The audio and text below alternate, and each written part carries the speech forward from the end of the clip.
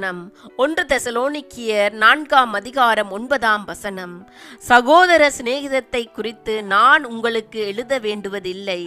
நீங்கள் ஒருவரில் ஒருவர் அன்பாயிருக்கும் படிக்கு தேவனால் போதிக்கப்பட்டவர்களாயிருக்கிறீர்களே. என் அன்பான சகோதர சகோதரிகளே, நீங்கள் பரிசுத்தம் உள்ளவர்களாக வேண்டும் என்பதே தேவனுடைய சித்தமாயிருக்கிறது. அந்தப்படி நீங்கள் வேசி மார்க்கத்திற்கு விலகி இருந்து தேவனை அறியாத அஞ்ஞானிகளைப் போல மோக இச்சைக்கு உட்பட உங்களில் அவனவன் தன் சரீர பாண்டத்தை பரிசுத்தமாயும் கனமாயும் ஆண்டு கொள்ளும்படி அறிந்து இந்த விஷயத்தில் ஒருவனும் மீறாமலும் தன் சகோதரனை வஞ்சியாமலும் இருக்க வேண்டும். தேவன் நம்மை அசுத்தத்திற்கல்ல பரிசுத்தத்திற்கே அழைத்திருக்கிறார். ஆகையால் அசட்டை பண்ணுகிறவன் மனுஷனை அல்ல, தமது பரிசுத்த ஆவியை தமக்கு தந்தருளின தேவனையே அசட்டை பண்ணுகிறான்.